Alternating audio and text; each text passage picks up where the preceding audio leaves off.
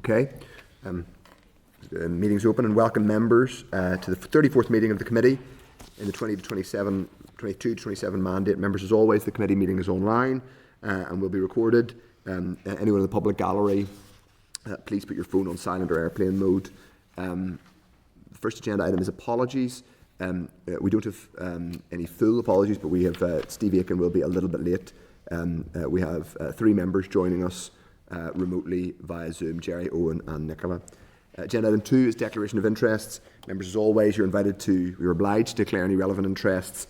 If there are any interests to declare now or during the proceedings, either declare now or as we go along. Any relevant interests? No. The next agenda item is chairperson's business. Now, members, at page 6 of the meeting pack, you will see that the Minister of Finance has written to the committee indicating that she plans to introduce the budget bill into the Assembly on Monday the 17th of February 2025. The budget bill will authorise the spring supplementary estimates for 24-25, the 25-26 vote on account, and the 23-24 statement of excesses following the Public Accounts Committee report on excess votes 23-24, which is we have seen, I think, in the last few weeks. And as people be aware, that's the process by which we regularise excesses that are reported on by the Public Accounts Committee. So the bill will provide statutory power for the departments to incur or to draw down cash under the limits that are set out in the legislation. The Minister indicates that to enable the bill to pass through all of its stages and receive royal assent by the 24th of March 2025, it will be necessary for it to proceed under the accelerated passage procedure, and before any department reaches the cash limit imposed by the Budget Number 2 Act Northern Ireland 2024. Members will know that Standing Order 42.2 permits the Finance Committee to indicate that it is content that it has had appropriate consultation on the public expenditure proposals contained in the bill and agree to the request for accelerated passage. If this committee agrees to the Minister's request, the Speaker must be notified no later than Tuesday the 18th of February. Therefore, this decision will need to be taken at the meeting on the 12th of February. The Minister indicates that her officials will be available to brief the committee at this meeting. Okay, so members are aware of that. I mean, I would just say it's always better if the 12th of February is the... I presume they'll be preparing some of the spring supplementary estimates right up until the date, which is, I think it's worth making the point that ideally we would have as much time as possible, i.e. we would have a longer run-in, but I am personally, to me, the important thing is that we do as much scrutiny work in this committee to understand exactly where the public finances are, and they were doing that on an ongoing basis. We sometimes end up in a slightly sterile debate, and I say this as someone who's in opposition, we end up in a slightly sterile debate over accelerated passage versus not accelerated passage. I've never been in a finance committee, either as a member or a chair, that has not authorised accelerated passage, but it's really about us giving a sense that we're doing our job on an ongoing basis. But if you, the clerk will have handed people out, I think, and it will be... Chair, it's also emailed. It's emailed. A couple of days ago, some members online have had the budget bill timelines as a table. So that sets out the timeline in a table for from introduction to royal assent for people to see. That's really to note the request and the timetable. If there are any points members wish to raise or any concerns at this stage. Deputy Chair. Yeah, thank you, Chair. Just to fully agree with the proposal to do a round-robin written exercise to all committees. We'll continue to say every single time that we want to improve the budget process and the role of this committee. So just, as you say, alerting other committees to say this has been brought by accelerated passage. Please make sure that you furnish yourself and your committee with all the information, spring supplementaries, and that they can bring anything back to this committee in advance of such time as it's getting brought to the floor. We're at the 22nd of January here, and the first day on the list that's been circulated is the 17th of February, so we have a couple of weeks, so it should be good time for any committee to flag to us anything in any particular department of concern. So just fully support that exercise. Good, and I think, part of our job in the scrutiny process is ensuring the other committees are, in a sense, doing their jobs and are across the detail and are not simply looking to us to scrutinise every line item of spending in their department's work, because that's not our job, and we don't actually have the information always to do it. It's their job, and budget scrutiny is obviously for us at a strategic and overarching level, but for every department at a granular level. Okay, so if members are agreed, we'll schedule a briefing for the 12th of February, and we will otherwise note the timing set out by the clerk in our pack. Okay. Grand. Okay.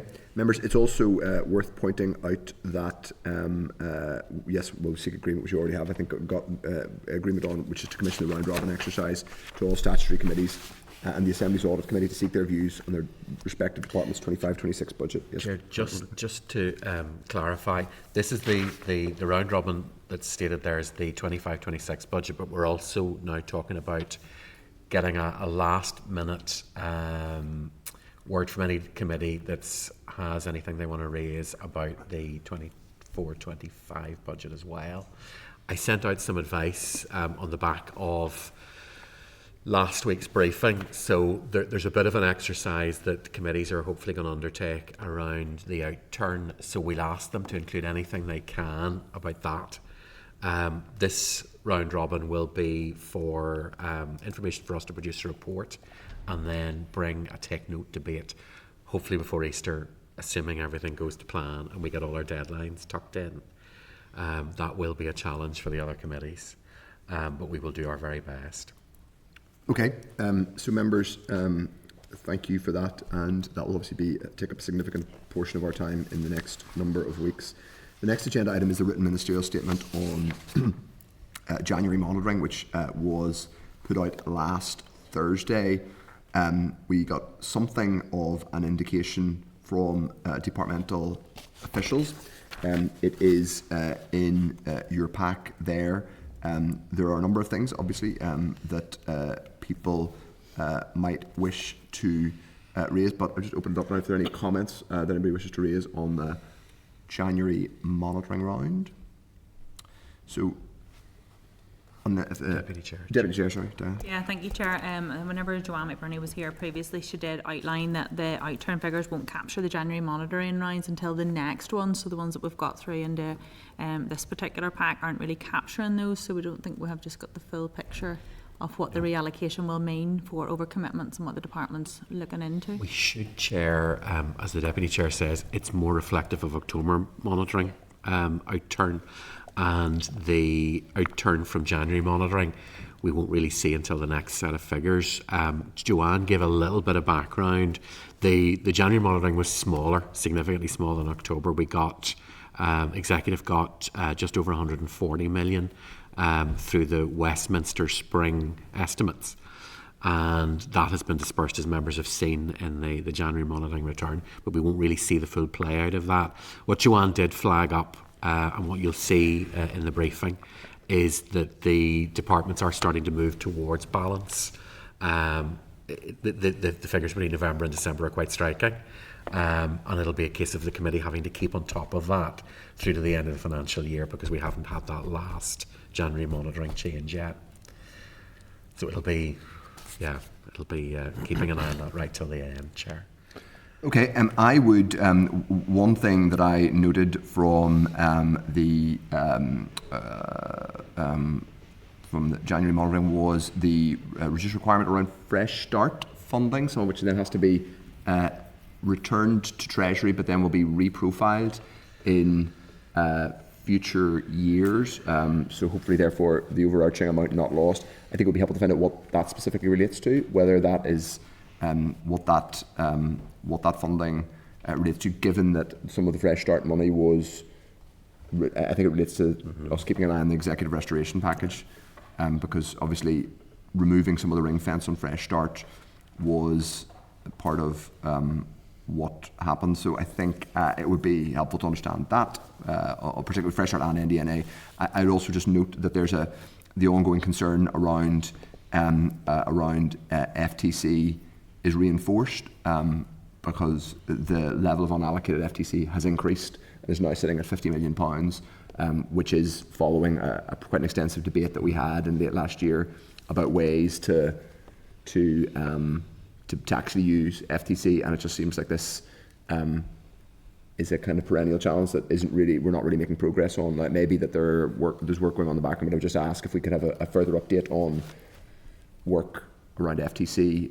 It was indicated that there was internal, departmental, or cross-executive working of one kind or another, but it would just be good to get a clear update on what the actual endpoint and purpose of that is and when, because it now looks, I think, almost inevitable that we will be handing back £50 million in FTC, because it seems vanishingly unlikely that in the next 2 months a project is going to come forward, and that money is, or that funding I should say, is financing perhaps better, is lost. Okay, that's that, members. The next agenda item is an invitation from allied health professionals. That's at page 29 of the meeting pack. We've been invited, or members have been invited, to the Allied Health Professionals Federation NI event, Doing What Matters Most, at the Long Gallery on the 24th of February, so any member wishing to attend can do that. Queen's University Belfast have invited people to a drop-in event which will take place in the Long Gallery. It says on the 21st of February. Was that 21st of January? I think it should be, yes. It should be. So I actually only got a chance to walk that very briefly, but I'm sure anyone who wanted to go went. Okay, that's that. Next agenda item is the Civil Service Pay Award for 2024. And that's at page 3 of the table pack. So members, the Minister wrote to the committee to inform members that a 20-month pay offer has been made to the recognised civil service trade unions covering the period 1st of August 24 to 1st of March 26. The offer includes a 3% consolidated increase with effect from the 1st of August 2024 and a 6% consolidated increase from the 1st of August 2025, along with other changes to bring up the pay of lower paid workers and to make improvements to allowances and other terms and conditions. If accepted, the offer will cost the pay bill around 128 million. Final details on implementation will be made following consultation with union members. So I think the Deputy Chair wishes to come in on that. Yeah, thank you, Chair, and I welcome the Finance Minister bringing forward a pay offer to civil servants. But just in terms of her letter, I would like to seek a little bit more clarity on some of the details. So the split of this pay award is 3% from 1st of August 2024, and then a further 6% from 1st of August 2025, so effectively 9% increase going forward. So where she refers to this pay offer, if accepted, will cost around £128 million on the pay bill. I would like to know how much of that will be in the 24-25 year, and how much will be in the 25-26, and consideration then to how much that will mean for the increase further on the employer's national insurance contribution extra costs that will be coming in under the new charges. I think there's really 2 points. I think it's important to say it would be helpful to get a sense of, because that will have a knock. If you're paying more people more money, you have to pay more national insurance as well as an employer. But also, I think the other related question, which is kind of part of what you're asking, Dan, is this this is presumably just out of the block, and there's no, this will then get baselined into 25-26.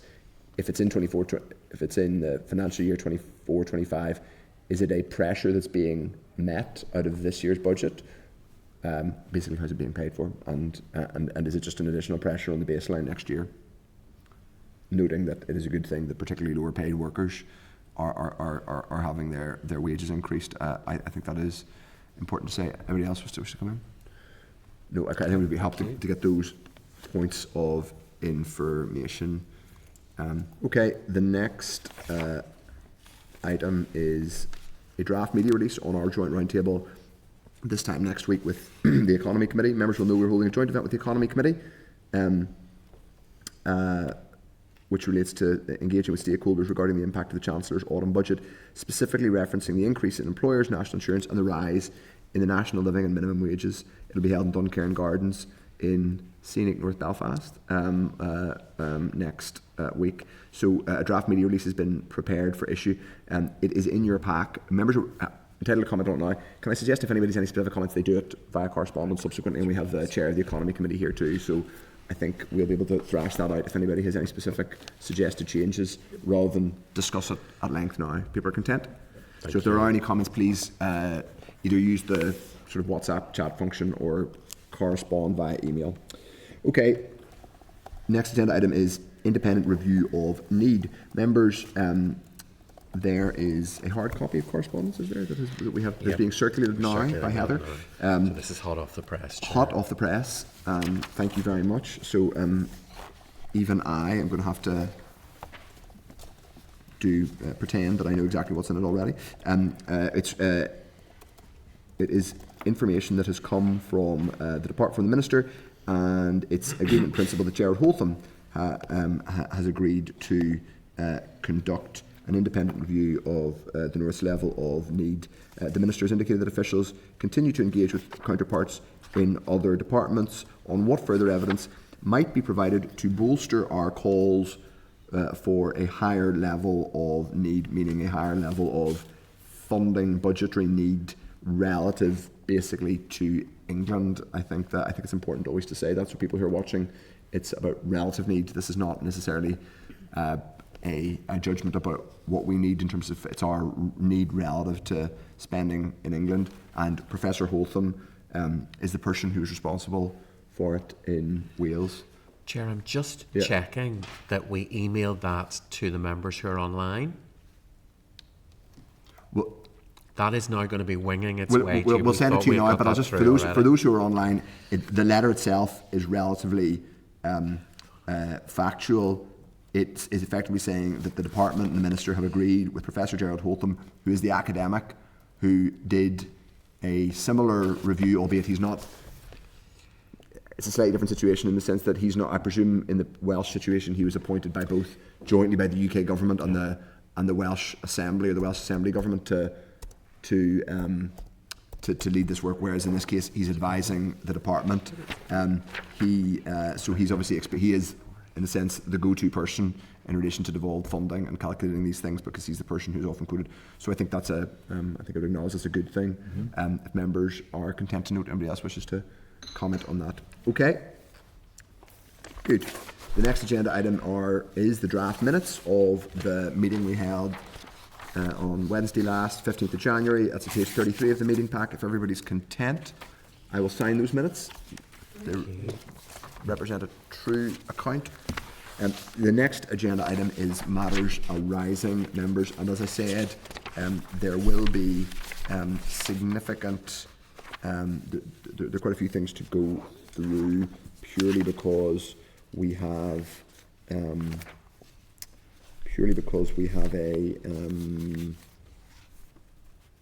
we didn't get to go through very much of it last week. First agenda item is the department's response to the Committee for Communities in relation to public sector policy development. So members, page 43 of the meeting pack, following a meeting with NICFA, or briefing with NICFA, the Communities Committee wrote to all departments to ask what work is being carried out, with the community and voluntary sector in relation to any aspects of public sector policy development. The Department of Finances replied, providing information in relation to the Shared Prosperity Fund and post-2026 funding work and engagement with NICFA around the budget sustainability plan, engagement with the community and voluntary sector more broadly around procurement, and also in relation to other policy and guidance that's relevant. So that's to note, unless anybody wishes to come in. No? Okay. The next agenda item is the readout, the DALO readout of the request from the 27th of November meeting. The readout table is provided in the pack, and it really is just a summary of what we're about to discuss in the following agenda items. So 5.3 is the readout response on the Public Sector Transformation Board. At the meeting on the 27th of November, we considered follow-up correspondence from the head of the Civil Service about the PSTB, and we discussed the governance arrangements, and we agreed to seek more clarity in relation to the process on agreeing the terms of reference, particularly in relation to the role of the Secretary of State and the NIO in the agreement process, i.e. agreeing the terms of reference. The Department has indicated that Treasury engagement has been primarily in relation to the potential profiling of expenditure from the transformation funding, and NIO engagement has been primarily on the operation of the interim board, including UK government representation and its terms of reference. The Finance Minister wrote to the Secretary of State on the 12th of November requesting a meeting with him to agree the terms of reference, and this is expected to take place in the new year. So, members, are we agreed that we can ask whether there's a date yet? We are now in the new year, it's the 22nd of January, and ask for whether there's been any progress. I think it would be also, obviously we can't ask for detailed minutes of a private meeting, but I think it would be also worth us asking what specific input is actually being sought from the Secretary of State, and how much engagement is he offering. Obviously we have a long-standing challenge with British government ministers, which is that they, including this new Secretary of State, for better or worse, have declined to engage with us directly, which sometimes means we simply don't get, and it'll become pertinent in another agenda item later on, we are simply missing, when it's useful to us to know, the other side of the story or another side of the story. So I think it would be helpful if the department was able to give us their view on the input. It might also be worth us contacting the NIO and asking whether they have what their specific input is on it. But we may get a nil return, as we have more recently. Bring in the Just last week, I had listened to comments made by the Minister in the Northern Ireland office, Fleur Anderson, that indicated that the delay from her perspective was at our end, and she was very concerned that this hadn't been set up. So now I'm not sure how aware the Minister... Say this in the Commons chamber? Or? Yes. So I think it would just be worth engaging with her, because I don't think the delay is at this end. I think it's at the Northern Ireland office end, but it would just be useful to try and ascertain that. Yeah, I think that would be useful, that point of information, but also what is the specific input? I haven't seen the transcript of what Fleur Anderson said, but I'm not entirely clear what their lookout is really at the minute, other than are they just generally being asked to say yes, or do they have a specific set of criteria that they are using? We don't know what they're, and because they won't really candidly tell us. Okay, that's that. The next is a Dalo readout response on the potential amendment to the NIC staff handbook. Members, that's at page 49 of the meeting pack. And we discussed the correspondence. We previously requested the department's view on the merit of an amendment to the NIC staff handbook, which would reflect the unique circumstances and challenges that face prison service staff. The department indicated that it is important the policies within the HR handbook apply to all staff. Dealing with stress or trauma is an individual experience. It is therefore important that civil service HR policies and procedures are person-centred rather than business area job focused. For prison service staff, the application of sickness absence policies is carried out by a dedicated HR strategic business partnering team, which is embedded within the prison service. But essentially the upshot is the department has said, no, we think it's important to keep this NIC staff handbook more generic and broad. Deputy Chair, wishes to come in. Yeah, thank you, Chair. Steve Aiken had a number of points raised on this. I wonder, should we just pause this? And I'm happy. Yeah, totally happy to pause if he wants, if he wishes to raise it. But it's also worth us. I think at some point we may want to forward it to the Committee of Justice and suggest that they take it up, because it is ultimately a workforce issue relating to the prison service, and there's a limit to our responsibilities in relation to that. Okay, the next agenda item is the Dalo readout response relating to SR 24191, the Building Amendment Regulations 2024 Fire Safety Duties. Members, we agreed to seek clarification on how the term, quote, a person with fire safety duties is defined in the context of this statutory rule. Officials in the Building Standards branch have advised us that it is defined in Article 52 of the Fire and Rescue Services NI Order 2006 for, quote, buildings containing one or more flats. The guidance to the regulation in Technical Booklet E, Section 7.1 states, quote, in buildings containing one or more flats, the person with fire safety duties will ordinarily be the landlord, the freeholder, or management agent for the building. This is to note, but if anybody member wishes to come in, it was Jerry Carroll who raised the initial request, so if Jerry wishes to come in? No. Just check. No, okay. No, thanks. Not nature, thanks. No worries. The next is another Dalo readout response, which relates to various follow-up queries that we have put in. We have dosed the department with in recent meetings. That is at page 59 of the meeting pack, following an oral briefing with the Departmental Solicitor's Office officials. We requested numbers and vacancies we requested detail on and data on staff vacancies. The department has provided DSO headcount statistics over the past 10 years, including a breakdown of roles and the number of vacancies across the same period. Whilst the number of vacancies rose significantly at the end of March 22, the numbers have fallen since then. Staff and post figures are also provided, broken down by legal and non-legal grades. So yeah, if you see for example, you can see a decline in the number of vacancies and a significant increase in the number of staff in post. So they're broken down by legal and non-legal grades, as I said. Further clarification is also provided in relation to an overlap in the post of Deputy Head of Legal Services. Much of the information was included in the response from the Minister, which was considered at last week's meeting, following which the committee agreed to write to the Executive Office to ask about the capacity and resourcing of the OLC, including the numbers of staff and post and vacancies over the past 10 years, and we await that response. Just to remind people, including those watching, DSO primarily focus on secondary legislation, OLC primarily focus on primary legislation, and obviously we have outstanding questions about the delay in some of the primary legislation that we have been expecting in this committee. Okay, that's to note.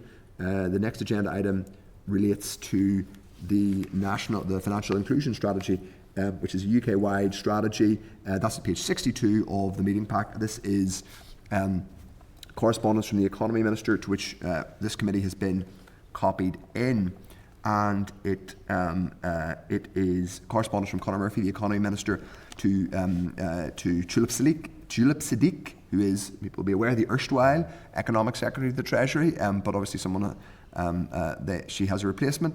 But the point stands. It's about the Economy Minister writing in relation to the National Financial Inclusion Strategy.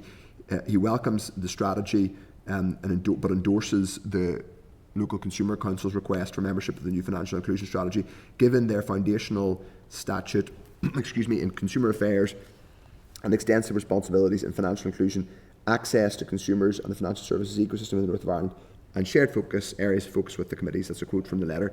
So members, if people are content, we would, I think, welcome being copied into any response the Economy Minister received from the Treasury.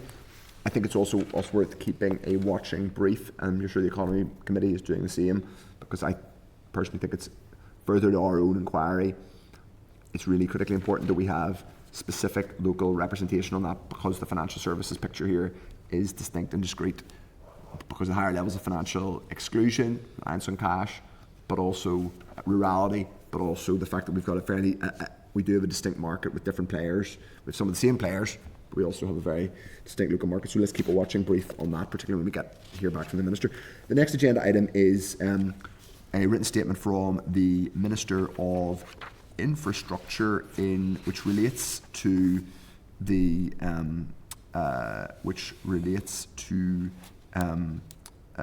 just to go briefly back to make an additional point on the previous agenda item.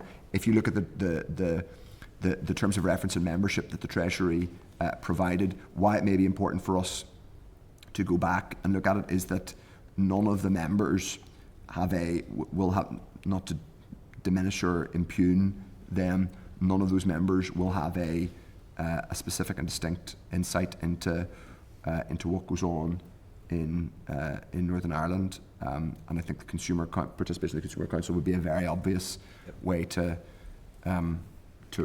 resolve that. And we should probably, if we do end up corresponding, we should probably also point out the differential players in the market here. Okay, the next agenda item is, as I said, a 5.8, which is a written statement on the October monitoring allocation. So this is now quite an old WMS that was about the allocation of just under £20 million of capital DEL, and it lists various waterworks that are getting, pumping stations that are getting funding from the Minister. That is to note, unless anybody wishes to comment on it. The next agenda item is from the FCA, our favourite subject of cryptocurrency, and now we have becoming more and more relevant, for better or worse, in the global economy as administrations change in Washington. cryptocurrency becomes more prominent. Following a briefing from departmental officials relating to an LCM on the Property Digital Assets Bill, the committee agreed to seek further correspondence. The committee agreed to seek further information on the statistic which revealed that Northern Ireland and London had the highest ownership rates. So the FCA has indicated that even more recent consumer research indicates that Northern Ireland still has higher ownership rates. Some conclusions have been provided for the committee, which indicate basically that the holdings of Northern Ireland consumers tend to be less, so they're smaller than they would be. So presumably less high net worth people and institutional holders of crypto, and more older independent consumers holding, which I think is interesting, and probably relates to the previous point, which kind of shows that we have a slightly distinctive topography here in terms of financial services. This really information is to note, but I think it's worth us using it as a bit of evidence when it comes to explaining how actually this place is really quite distinct when it comes to some of the financial services stuff. Okay. Next agenda item is the Peace Summit Partnership and correspondence on that. At the committee meeting on the 11th of December, members noted correspondence from the Peace Summit Partnership, enclosing a copy of its correspondence to the executive, enclosing its response to the draft programme for government. The partnership has also requested an opportunity to meet with this committee to discuss potential incorporation of a duty to cooperate in the draft PFG. At the meeting on the 11th of December, we agreed, the members agreed that the clerk would ask if the TO committee had received similar correspondence. So members, given I think the TO is probably better placed to respond to the issues that are raised by the Peace Summit Partnership. I think if members are content that we ask the TO committee to lead, I'm happy if they wish. If the people involved, we could look to facilitating an informal session either between myself, them, and the deputy chair, or indeed any other member who wished to attend. If they really wanted to follow up, happy to facilitate that. But I think in terms of formal engagement, probably best if we leave it to TO committee. Yes. People are content. Yeah. Thank you. The next is the NI Open Government Network. On the 4th of December, members received an oral briefing from the network. A number of follow-up issues were requested and a response has now been received. Statistical analysis on FOI across the executive has been provided. This indicates there is no single standard format for the publication of FOI data across departments. The Executive Office does not publish a disclosure log which contains selected requests that are considered to have a wider public interest. Two departments do not proactively publish their statistics: the Department of Agriculture, Environment, Rural Affairs, and the Department of Justice, and no department publishes the data in fully open format. Although the evidence indicates 3 departments have not yet proactively published statistics for 2023, with the latest statistics dating from 22 or 2021 or 22, the Department of Justice, Department of Health, and Department of Infrastructure, we have since been made aware that Justice and Health have now provided a response in this regard. The Open Government Network are going to update its evidence and resubmit to the committee in due course. The information is also provided on how open government commitments can enhance public engagement.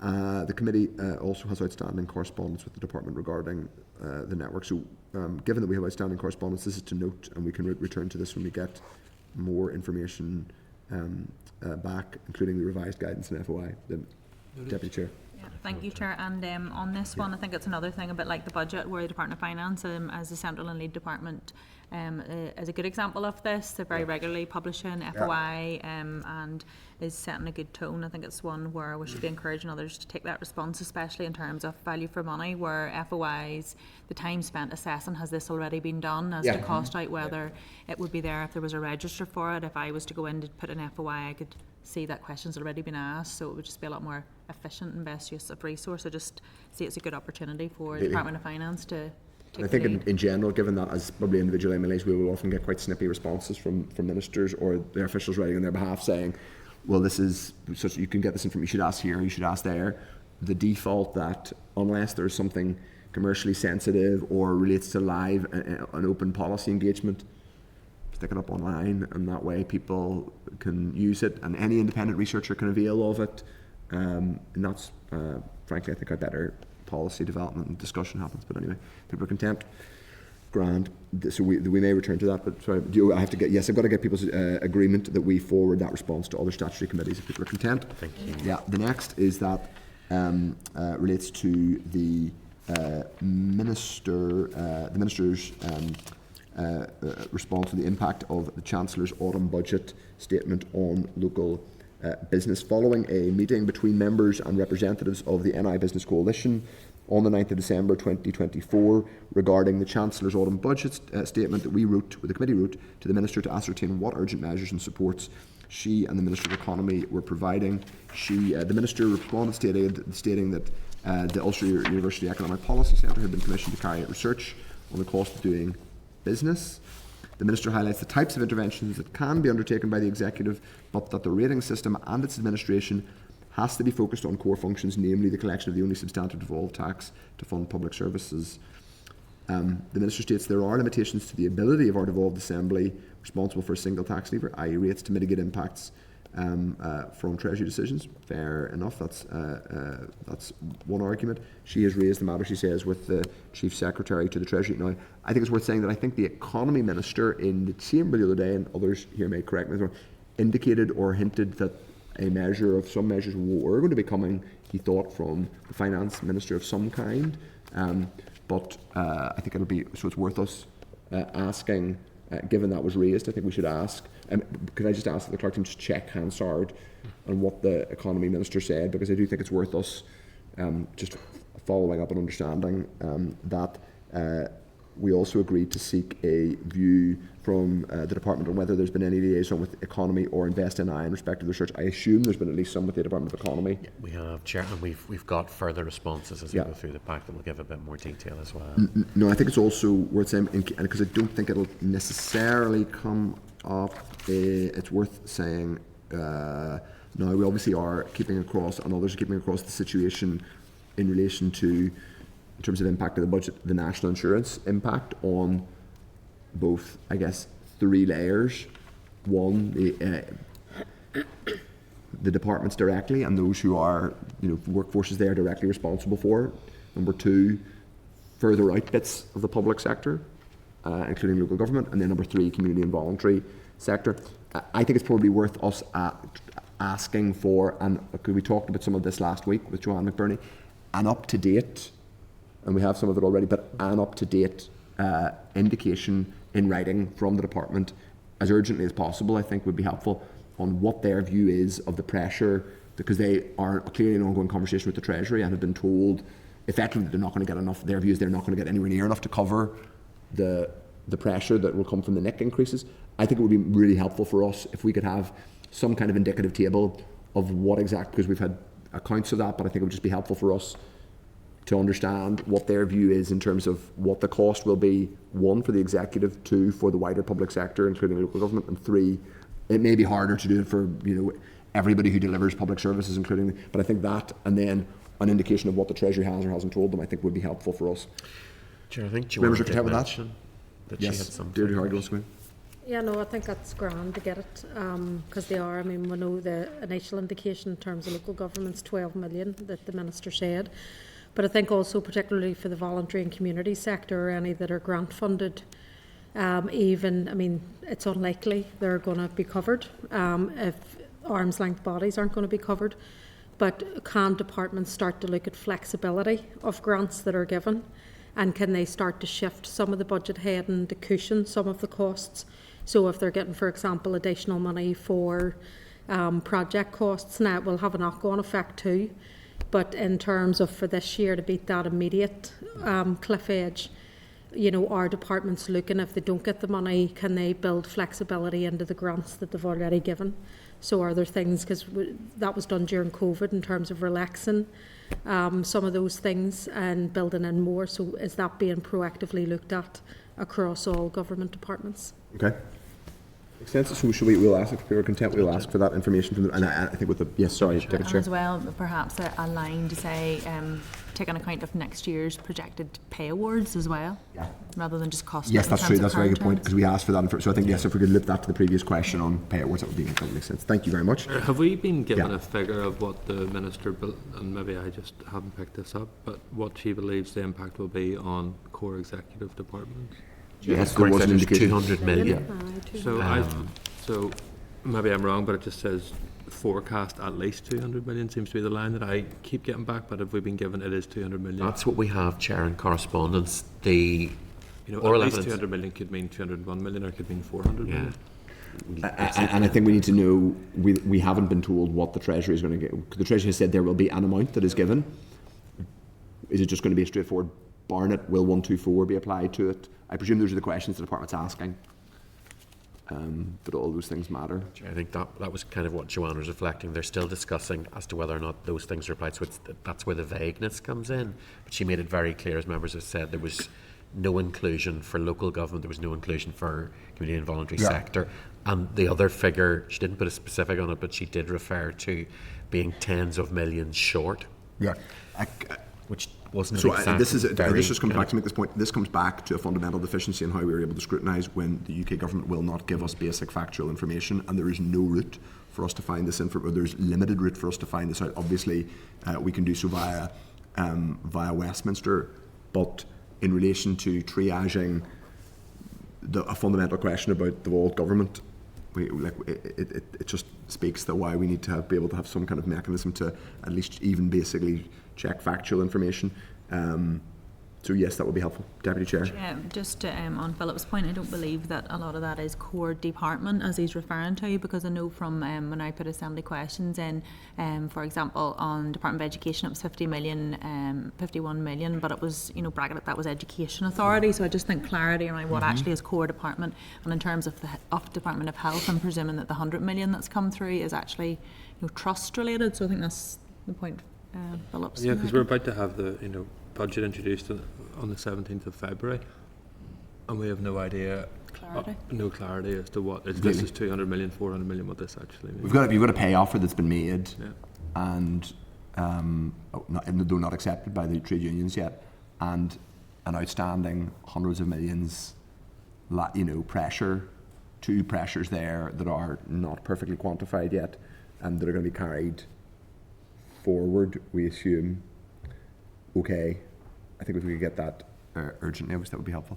Members are content, we'll move on to the next agenda item, which is a Dallo readout of requests made after the 4th of December meeting. So that is at page 102 of your meeting pack, and includes first of all, a table of readout table responses, which is in the meeting pack. Members can now consider the responses which follow. So I'll go through the responses now. 5.14, sorry, that was a fairly incoherent introduction to this item.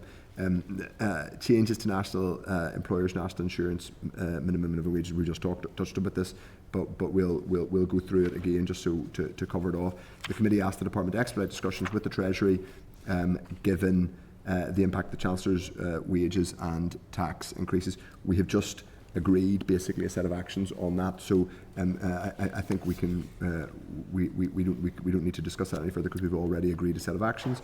Next agenda item relates to the delivery of SCU PB accounts, and that's at page 112, 112 of your meeting packs. Members previously voiced disappointment about the speed of delivery of SCUPB accounts, outlining concerns around that and the ability for scrutiny. We've now confirmed that the 2023 accounts have been finalised and agreed. The next step is certification by the Comptroller and Auditors General in both jurisdictions. This process is expected to take place promptly, and I think the Deputy Chair wants to come in.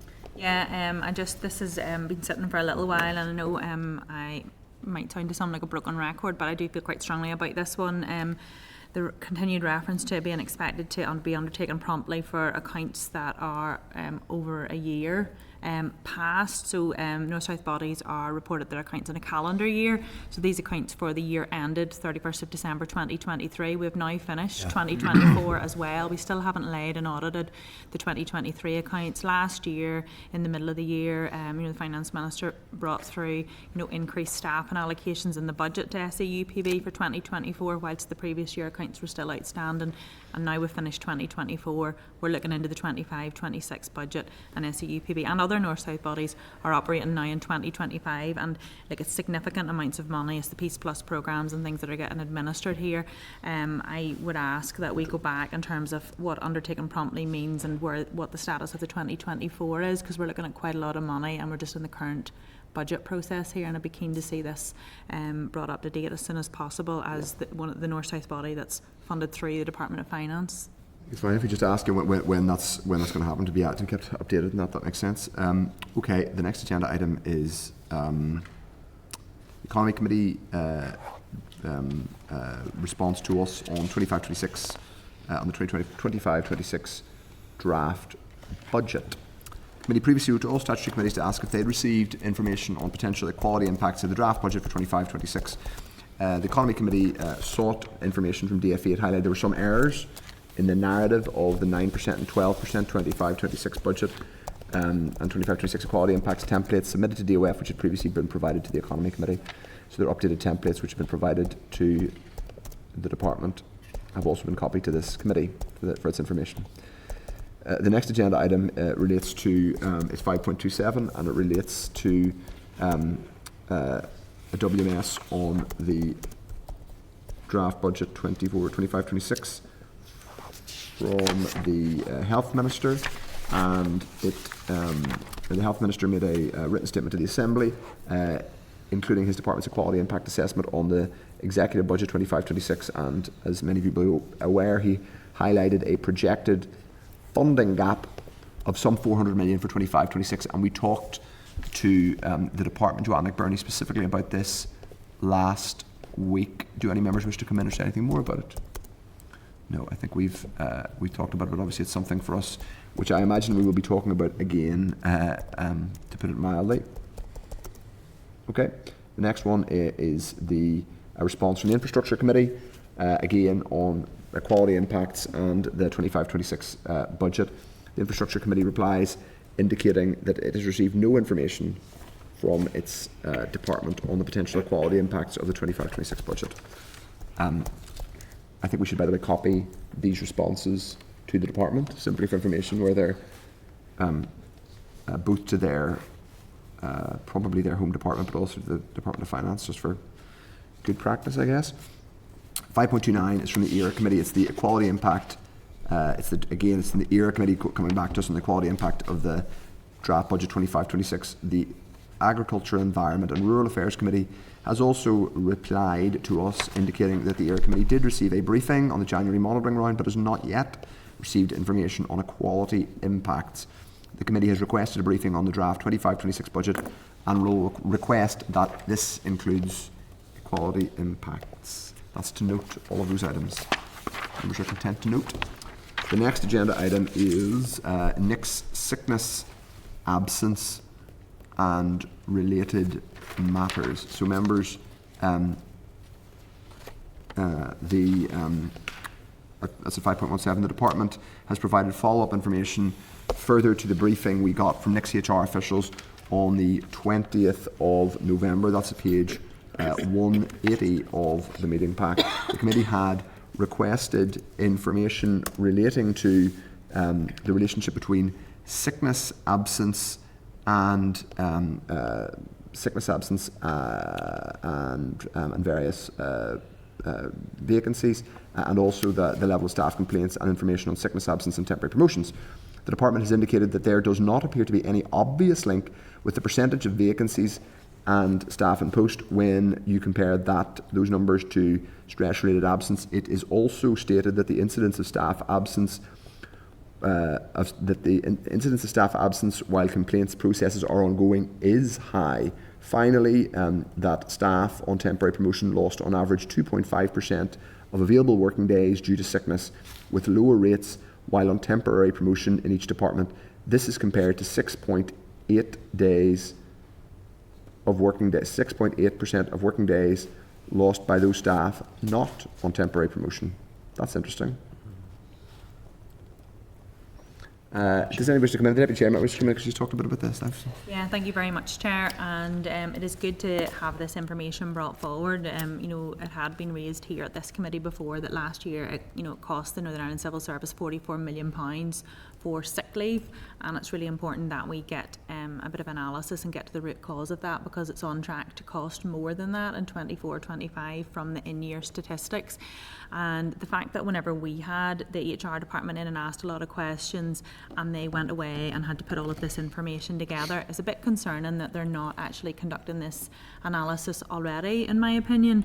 In particular, as you look at a lot of the means and things that they're doing, all of their well-being, it is very good, but it is very broad brush and generic to everyone, where whenever you have a significant level of sick leave and cost to the civil service, I think it's really important to get to the root cause analysis, and in particular around the one where there's a really significant indication here in the statistics that where there are complaints regarding bullying and harassment and work-related stress, people involved in that process have a high percentage here that are on sick during that time. And I would like to know if the Department of Finance Central HR function will be building into their process any further steps on this, because I know they've pulled this together for this committee. It's something that I believe they should be looking at on an ongoing basis, and taking steps to look into a little bit more deeply. As I say, the numbers are sitting right in front of us here, and I think that where there very clearly are issues, the size and scale of the civil service needs a bit more of a pointed reaction, and rather than just giving us these numbers, I would have liked maybe a comment to say we'll continue to monitor this over a period of time, because it's an issue that we want to get to the bottom to, need to understand, and need to try to make sure that we're taking steps to look after the staff and make any potential savings where we can due to problems in the process.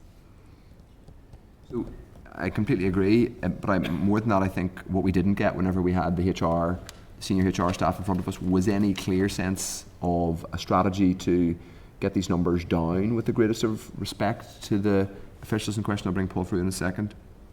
I do think it would be worth, and I know we've had some of this in the past, but I think the question that would be specifically helpful to ask is whether there is a target for NICs overall. And I think one of the responses was, well, these are managed, HR is effectively managed independent in individual departments, but it's also managed centrally. So I think we should ask whether there's a target to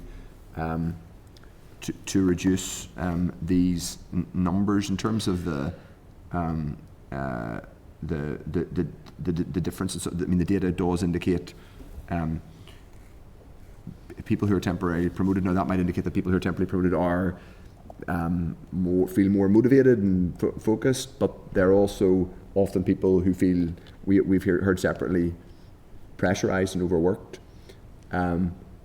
I think it would be helpful to have more of an observation, as Diane, Deputy Chair, said, more of an observation or an insight into why some of these things are. But particularly, I'm interested in this question about targets to improve these numbers. Paul Frew. Yeah, I think this is fascinating, and Jerry and the Deputy Chair's hit this in its head when you talk about it being very interesting. In order to set a target, you need to have a strategy. In order to have a strategy, you need to have an understanding of the actual problem. Mm-hmm. And I'm not sure we see any understanding. We've got facts and figures with no understanding as to why this has happened. Now, a strategy could be that you would actually temporarily promote all your staff, and you would get your sickness down from 6.8 to 2.5 immediately. That could be a strategy. So I think we have to drill down into this and see exactly what is happening, but I just don't see any urgency from any of the departments to try and tackle this issue. You talk about motivation, that could well be the case. If you're temporarily promoted, you're motivated to go to work. You're motivated to work through sickness. Is motivation to work for your country not enough? So there's questions to be asked as to why there is such a differential in the percentage of working days lost between temporarily promoted staff and staff that are not temporarily promoted. Yeah, we just have, the sickness levels are just too high for us just to leave it in the Northern Ireland. So I think that's a very basic thing, that the sickness levels are very high in the Northern Ireland Civil Service, and we can't just ignore that. So let's go back, and I know we've asked for versions of this in the past, but to ask for, I guess, a more crisp version of an answer in relation to a target, with ideally a strategy attached, but even a target to, and I know we got some kind of descriptive evidence on things that were happening in general to understand, but I didn't really get the sense, and I maybe, if I'm being unfair and I'm not remembering something, I apologise. I didn't really get the sense that there's a clear focus on this is a number, this number of average, this figure of average sick days lost, and there are a number of other specific data points that are clearly too high. We want it to be going not just in this direction, but we want it to be closer to this number. Given that I think we know and we established that it's the highest in these islands, it's higher than the UK civil service and the Republic civil service, and even then I think in local government here. Yeah. So I think it's something that we'll need to think about, and we're slightly backed up in terms of our schedule for the next few months in terms of our various bits, but it may be something we have a further evidence session on once we get more information. Members are content. Walford. This was a merging of two issues that amalgamated this question. So it was the issue about all the people who are promoted or temporarily promoted and all the vacancies. Yeah. That was one aspect that I think we need to drill down onto. And then beyond that and beside that was the sickness levels, which, as you rightly say, Chair, are the highest in these islands. So these are two massive issues. What we have done is merge them together into one question, and we've got a fascinating answer. And there must be some sort of science behind it, but I would like to see what the departments are doing. And it's not just finance, but obviously finance is connected to the overall civil service. I'm going to stick a range of questions in there to the departments because I think that's fascinating. See what each individual department is doing about this, but this is a massive issue and we can't let it sit. Can I also just, so one of the linkages, obviously, the fact that a high number of both complainants and respondents to bullying and harassment allegations take sick leave. Now that's probably fairly obvious and inevitable in any context that you will have a higher absence for people who are involved in, and so there's probably no point in being too having too much of a sense of being too obsessed with that in the abstract, but it would be helpful to understand whether, as an additional point, whether the Northern Ireland Civil Service is able to tell us whether they have comparable data for other workforces, by which we mean the UK Civil Service, the Republic Civil Service, and local government here in terms of allegations, because I think that's another useful point of information. Deputy Chair. Yeah, and again, just to drill down on that particular one, as well as comparability with others, it's a further drill down and analysis. Like they're just giving us these numbers in terms of that with the complainants for the work-related stress. Is there a culture of this more in some departments than others? Do they need to have a really targeted focus, on certain areas? I just feel like they've pulled this data for us because we've asked for it, but it is so important what they now do with it and setting plans and some targets to get to the bottom of this, because there could be some really good work done here to make real differences. Right. I think getting more of the data to understand the broader picture, because as you say, some of the support programmes are generic where there could be specific issues depending on the department, and even as opposed to pay grades in terms of, is this concentrated in certain areas and according to pay grades, but also front-facing work. So we know across all departments there's greater complexities of cases and issues that are presenting in terms of the challenges within society. So is there a link even with that in terms of some of these, or is it something just different in terms of the management of the civil service more broadly? So I think just to get a bit more understanding behind the figures and drawing that out and looking across the departments as well would be useful. Because you would think, I would think instinctively there are probably a range of different things. I would, and it's possible, but speculation's not particularly helpful, but, if there are, as you say, particular workforce challenges in particular departments where there's high number, communities being an example where there's very high number of people on temporary promotion, or people who are brought in to do specific, and that will create pressures and stresses, and those are the departments where it can be that in certain workforces, whenever lots of people are taking sick leave, other people start to think, well, I'm going to take some too. And unfortunately, you have to understand those cultural issues if they're there too, and if they're being looked at, and yeah. And just a final point on it, to the first point that was raised, there's no correlation between the levels of sick leave and the levels of vacancies. Like, we've brought it up here before at this committee, that people are carrying high levels of vacancies from a time whenever they put a pause on recruitment. Are they real vacancies? Have our departments holding them as a line of savings for jobs that have been carried for a number of years as a vacancy? And actually, there's not a pressure point, and perhaps that they should have a full review of that, because I think we expected to see coming through in those numbers where we've got areas with high levels of vacancies, the staff to be really under pressure and have a lot of work-related stress, and that has not come back in the figures. So that tells me that we really seriously need to look at these levels of vacancies that are being reported year on year as savings within departments. Okay. Fine, I think we've got some actions there to take forward, and then it connects to the next agenda item, which is... Can I just ask that we get members to agree to share these figures Yes, that we've got we with should. other committees, because there's a couple of committees already started corresponding with the department on this. Thank you. Yeah, thank you very much. So the next agenda item is directly related to what we've just been discussing, which is 5.18, and it is specifically on the Communities Committee. Members receive correspondence from the Communities Committee to the Department of Finance. The committee has considered the latest NISRA publication, which we forwarded to them, and agreed to raise several issues in relation to the absence rate action being taken to improve sickness rates and absence in relation to the post-COVID or the COVID situation. The departmental response to the committee is included in the meeting pack at page 203. I think a lot of what's in there is what we've already asked to follow up on, so we won't necessarily go into it. That's really to note, unless anybody wishes to raise anything new and specific, but we've just discussed it. Okay, the next agenda item is from the department, and it's the final explanatory paper on methodological changes for excess deaths. It's at page 211. It was also, the department has written to the committee to provide a final copy on it. It was published on the 20th of January, on Monday. And it was emailed to members, given the web links in the paper are not compatible with our electronic software.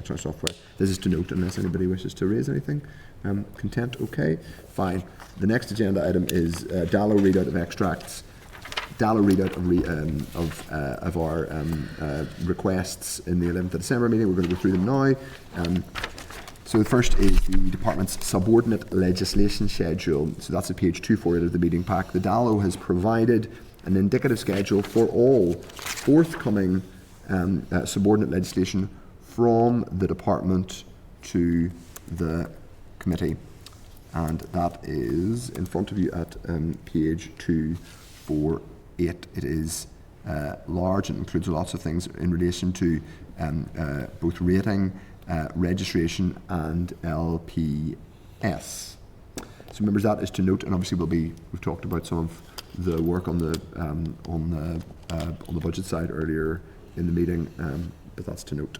5.22 is commissioning letters to departments on January monitoring round and spring supplementary estimates. That's at page 249. That's really to note that, unless anybody wishes to talk about it in detail. The next is from the department, and it relates to primary legislation, and they have asked that we go into closed session while we consider this for a few minutes. So if we just go into closed session, please.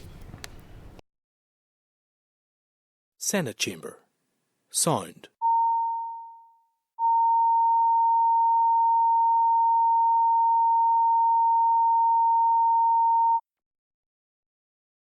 Senate Chamber. Sound.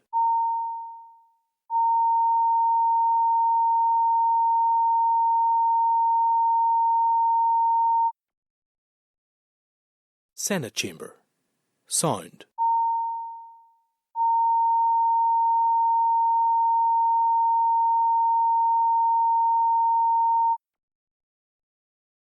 Senate Chamber. Sound.